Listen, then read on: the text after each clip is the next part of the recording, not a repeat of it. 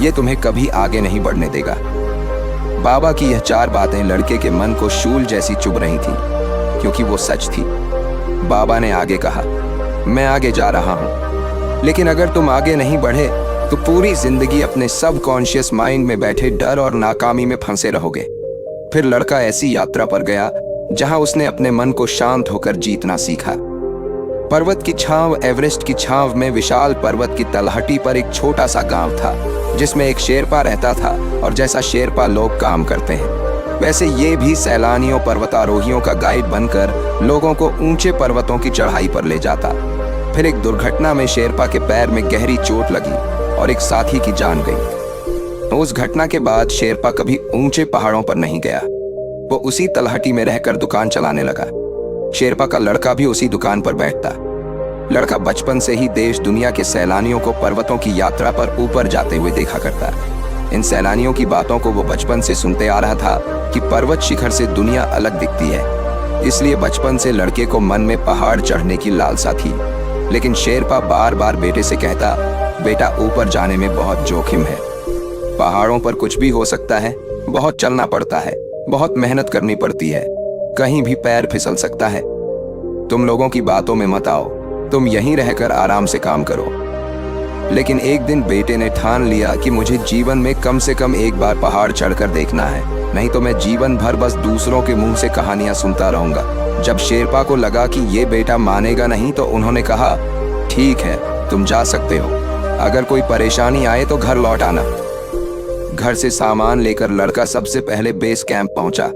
Base camp वो आखिरी पड़ाव होता है जहां लोग चढ़ाई शुरू करने से पहले आखिरी बार रुकते हैं और जहां लोग पर्वत से नीचे उतरकर पहली बार विश्राम करते हैं। लड़का यहां बेस कैंप पर काम करने लगा।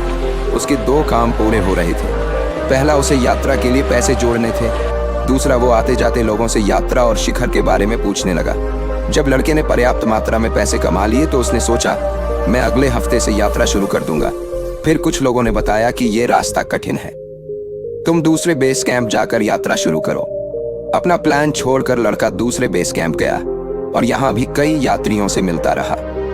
लोगों से बातें करते करते उसने कई कहानियां सुनी, नए रास्तों और शिखर के बारे में जाना। कुछ लोगों ने कहा, कुछ खास नहीं है ऊपर, पर जब हम पहुंचे तो बादल और कोहरे में कुछ नहीं दिख रहा था। लड़का सबकी कहानियां सुनता रहा। फिर एक दिन उसने अपना सामान उठाया और रास्ते पर निकल पड़ा। रास्ते में वहीं एक अनुभवी शेरपा बैठा हुआ था। इस अधेड़ उम्र के अनुभवी शेरपा से लड़के की बेस कैंप में दोस्ती हो गई थी। उस आदमी ने लड़के से पूछा, बेटा तुम उल्टी दिशा में कहाँ जा रहे हो? लड़के ने कहा, बाबा मैंने 2 महीने बेस कैंप पर काम किया, पहाड़ों के रास्ते और शिखर के बारे में सब कुछ समझ लिया। अब मुझे ऊपर जाने की कोई आवश्यकता नहीं, इसलिए मैं वापस घर जा रहा हूँ। यह सुनते ही बाबा जोर जोर से हंसने लगे। लड़के ने आश्चर्य किया, क्या हुआ बाबा? बाबा ने कहा, अरे बेटा, पहाड़ों और रास्तों को समझा नहीं जाता बल्कि अनुभव किया जाता है। बाबा ने कहा, बेटा तुम सोचो कि इंसान पहाड़ों पर क्यों चढ़ता है। असल में इंसान खुद को बेहतर जानने के लिए, अपनी कमियों को नापने के लिए ये सेल्फ मास्टरी की यात्रा करता है। और सेल्फ मास्टरी की यात्रा इंसान को कहीं पहुंचाती नहीं बल्कि अंदर से बदल देती है। बाबा की बातों में एक आकर्षण था। लड़का उनकी बातें बड़े ध्यान से सुनता रहा तो बाबा ने आगे कहा, लेकिन इस यात्रा में इंसान 2 तरह की गलतियां करता है। पहली गलती यात्रा शुरू न करना और दूसरी गलती यात्रा खत्म न करना। मैं तुमको कई दिनों से देख रहा हूँ। शुरू में तुम बहुत उत्सुक थे, लेकिन अब तुम वापस क्यों जा रहे हो? कोई बात है जो तुम्हारे अंदर बैठी है, जो तुम्हें रोक रही है? की बात सुनकर लड़का भावुक हो गया और उसने पिता के साथ हुए हाथ से पिता की डांट और मन का डर सब कुछ बता दिया। बाबा ने सारी बातें बड़े ध्यान से सुनी और कहा, बेटा हर पिता भलाई चाहता है, लेकिन अनजाने में तुम्हारे अवचेतन मन में उन्होंने डर बिठा दिया। ये डर तुम्हारा भला नहीं करेगा, तुम्हें जिंदगी भर कुछ भी करने से रोकता रहेगा। बाबा ने कहा, इस डर को निकालने का एक ही रास्ता है। लड़की ने पूछा, क्या है वह रास्ता? बाबा मेरे साथ पर्वत की चोटी पर चलो, तभी यह जो डर तुम्हारे मन में बैठा है तब यह दूर होगा। लेकिन मेरी एक शर्त है, जब तुम्हें हार मानने का मन करेगा, यात्रा छोड़ने का मन, तब तुम्हें मेरी बात शांत होकर सुननी होगी।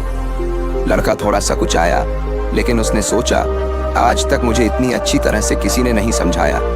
अगर मैं यूं ही वापस चला गया तो पिताजी मुझे कुछ और करने नहीं देंगे। 4 तरह की रुकावटें। अगले दिन सुबह सुबह दोनों चढ़ाई पर निकले। आज के दिन ढलने से पहले पहले इनको 15 किलोमीटर चढ़ना था। धीरे धीरे रास्ता सकरा और कठिन होने लगा। फिर 3 किलोमीटर की चढ़ाई के बाद उनको अचानक एक सुंदर दृश्य दिखाई दिया। कोने में एक छोटा सा घर था और पास में ठेला लगा हुआ था। लड़के ने देखा कि वहां 2 लोग बैठे हुए हैं और खाने की बढ़िया सुगंध आ रही है। लड़के का मन हुआ कि यहाँ रुक जाए। उसने बाबा से कहा, बाबा थोड़ा विश्राम कर लेते हैं। बाबा ने कहा, बेटा अभी तो चलना शुरू किया है, अभी रुके तो दिन का लक्ष्य पूरा नहीं होगा। लड़के ने कहा, बस कुछ देर कुछ खा लेते हैं। बाबा मुस्कुराए और बोले, अब ध्यान से सुनो, यह है सेल्फ मास्टरी में आने वाली पहली बाधा, प्रलोभन यानी टेम्पटेशन।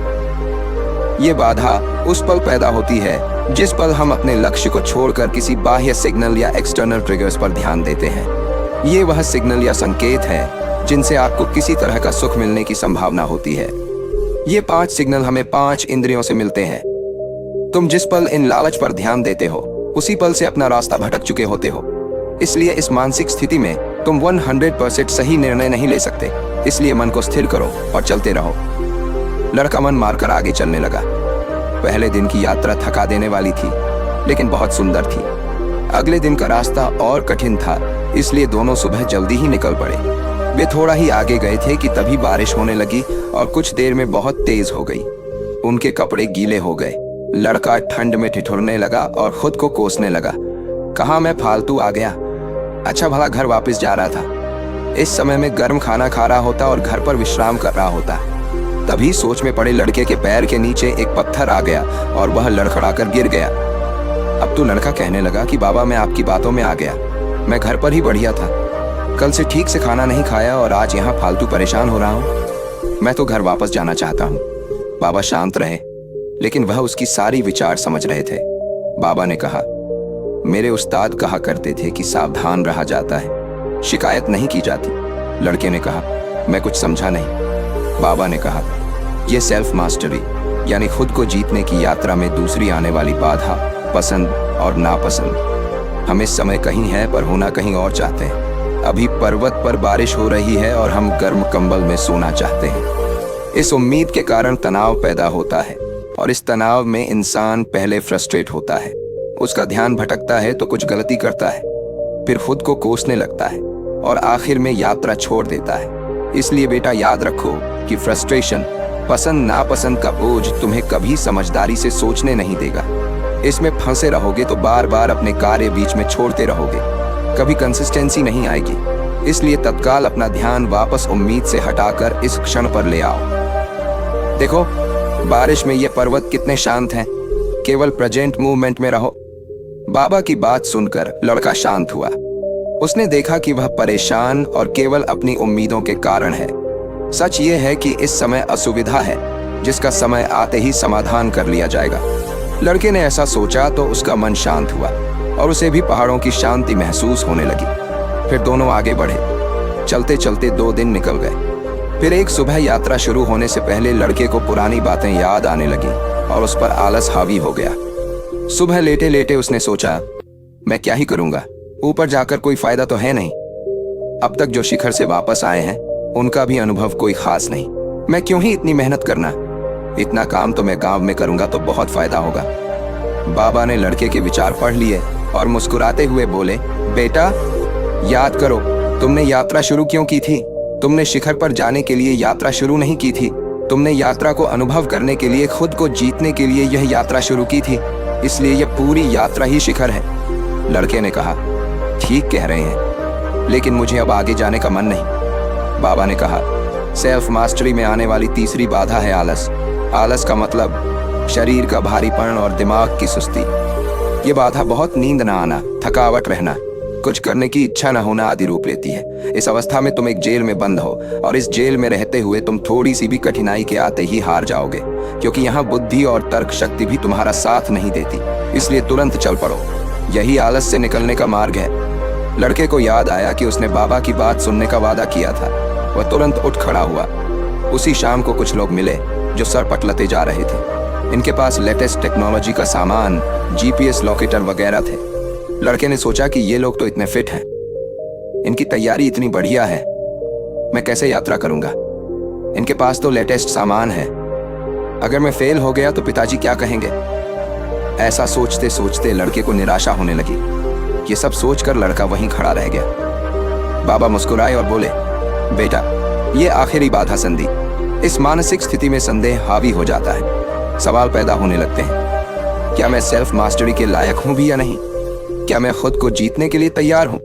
अगर फेल हो गया तो लोग क्या कहेंगे? इस स्थिति में आते ही तुम्हारी यात्रा धीमी होने लगेगी।